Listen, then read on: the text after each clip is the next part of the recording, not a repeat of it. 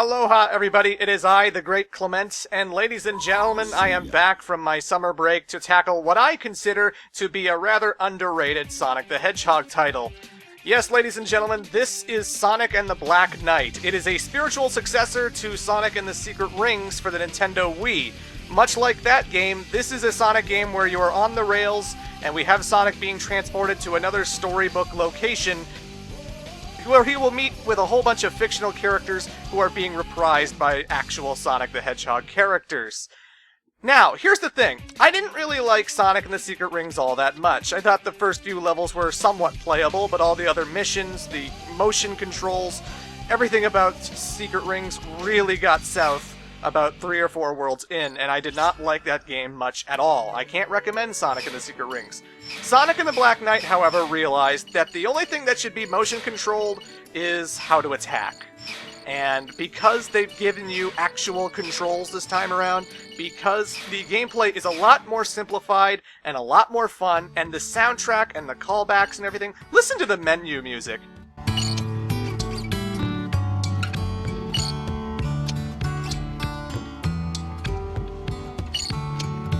This is not the kind of music you usually hear in Sonic the Hedgehog titles, is it?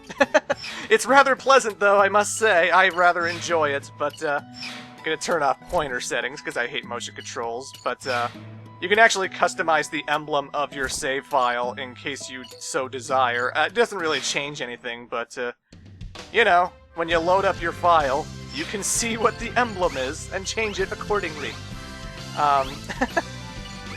But I said that the Dark Age of Sonic, for me, ended at Sonic Unleashed. Sonic and the Black Knight, to me, is a good game, with a few flaws, yes. It definitely has a few flaws, and it's not the best Sonic the Hedgehog title I've ever played, but the actual levels are fun. The boss fights are fun. The soundtrack is great, and the story, it's pretty fun too. So let's get into it, let's play Adventure Mode.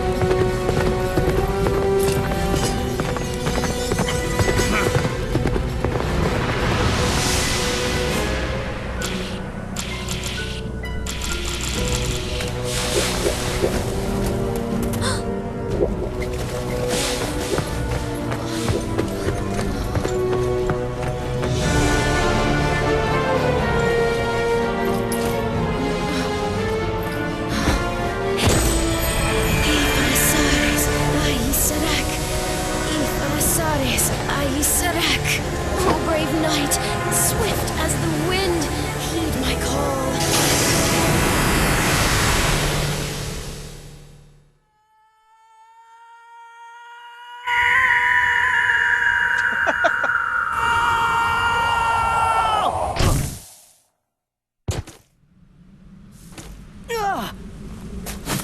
Ouch! Yeah!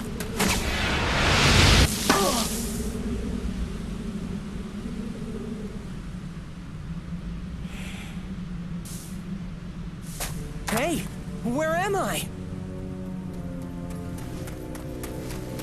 Being from a distant world, forgive my abrupt summons.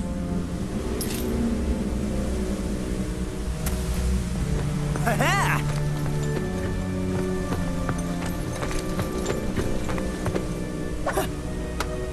Oh?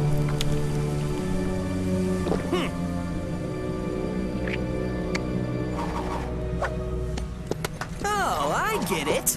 No problem. I'm used to stuff like this.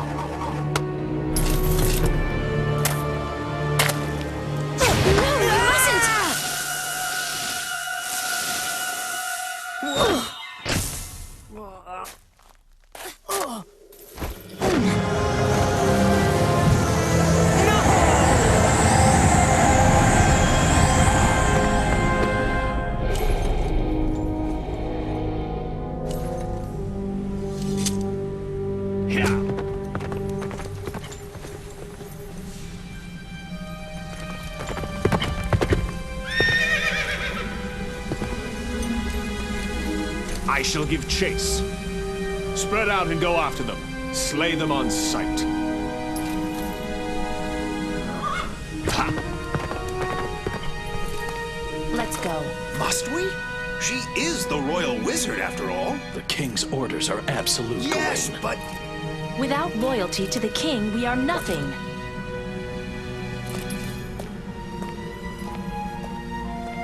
Still, the king, he has changed. And this kingdom.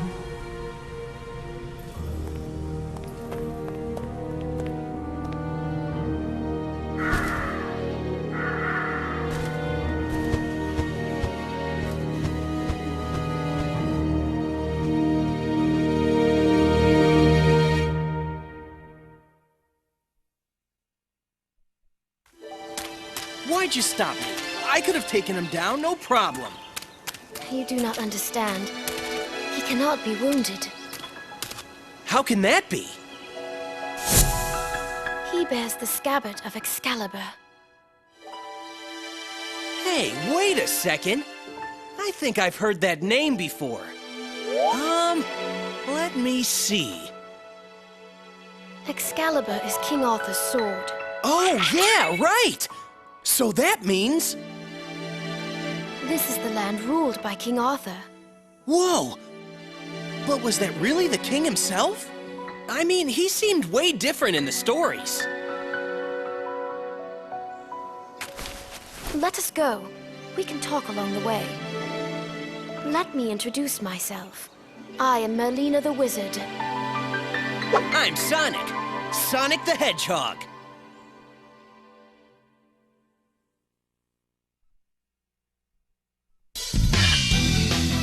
First, I would like for you to get accustomed to our world. Sounds good. The rules seem a little different this time around. The rules are indeed a little bit different this time around. As I mentioned before, guys, this is a spiritual successor to Sonic and the Secret Rings, so it still has that on-the-rails control. I can't exactly move left of the bridge and jump into the lake if I wanted to. I'm always going in one set direction, but the difference is this is not entirely motion-controlled this time around. When I want to move left or right, I use the control stick. I don't tilt the Wiimote. Instead, this game has a Wiimote and nunchuck setup. So you're using the nunchuck to actually move Sonic with the control stick, and you're jumping with the A button, and you're homing attacking with the A button as well. The only thing that motion controls do are swing the sword, because yes, this is a video game where Sonic the Hedgehog is now holding a sword, and he is slashing everything in sight with that sword. And every time you want to slash something, you will have to shake the Wiimote. And normally I hate motion controls, but honestly, that feels pretty natural to me. I don't know.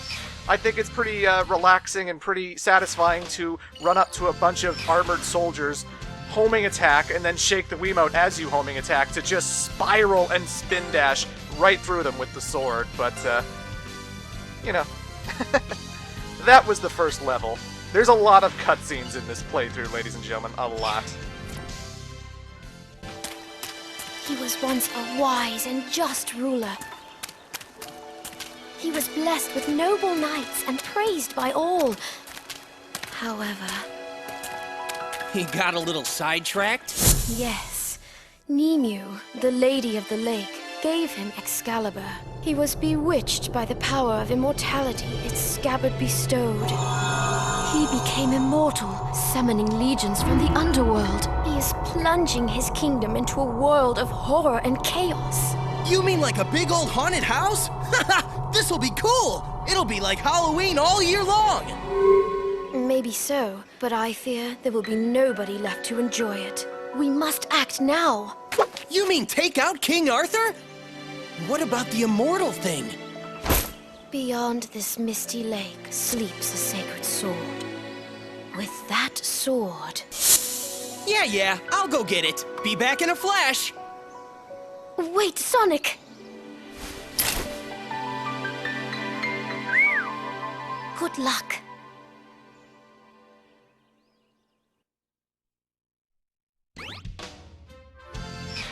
So there's our next mission, Misty Lake. Another thing I like about this game is that the missions you have to do next are very clear. You're never guessing, like you were in Sonic and the Secret Rings, which quest is needed in order to progress the story. And, no secret rings to find either. Well, not mandatory ones. The fate of our kingdom rests in your hands. Do not fail us. You can count on me. I mean, stuff like this happens to me all the time. Believe it or not, I have been in a storybook before. No shit! Fun voice actor trivia. The actress playing the wizard Merlina is Melissa Hutchinson, and the actor playing the Dark Knight, the Black Knight, aka King Arthur, is Gavin Hammond. Why is that interesting?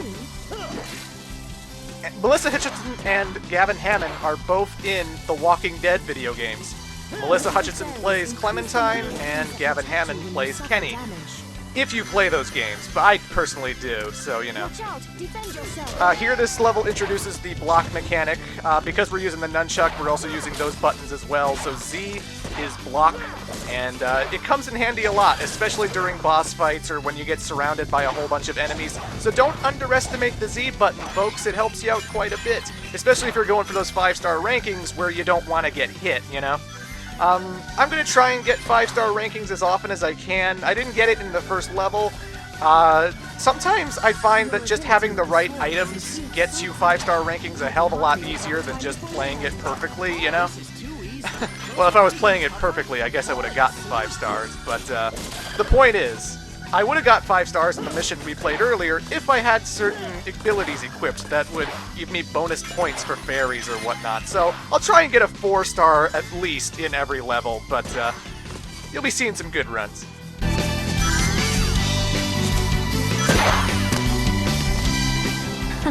Very well. Why don't I prepare something a little more challenging? Behold, the ruler of this lake, the Mist Dragon.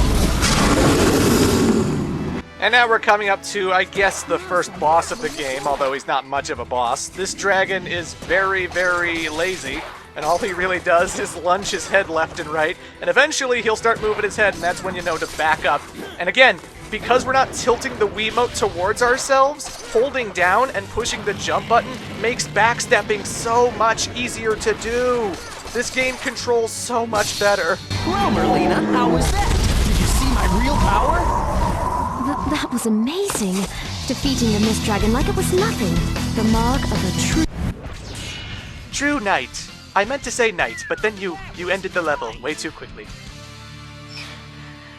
So I really like this game, folks. I'm not here to rain on anyone's parade. I like Sonic and the Black Knight, and if you want to see a positive playthrough of this game, you've just found it. We'll be explaining what these items do, what a whole bunch of the mechanics and everything else is in Part 2.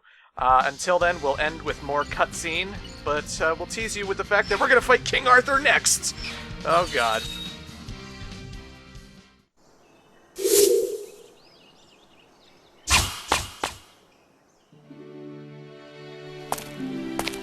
This must be it!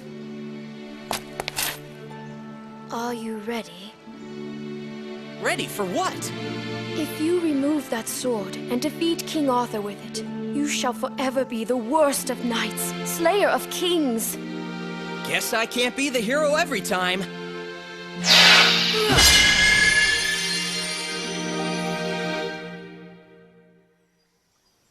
The sacred sword. It goes by the name Caliburn. That's kinda sorry looking. Fool! Ah! You are the chosen one. You are but a squire. Oh yeah? Says you. The sword has a mind of its own. It selects its bearer. Yeah, well, it's got a pretty smart mouth on it for a sword. The impertinent one is you, knave. Brace yourself, for I shall train you until you are worthy. All right, Professor. Work your magic.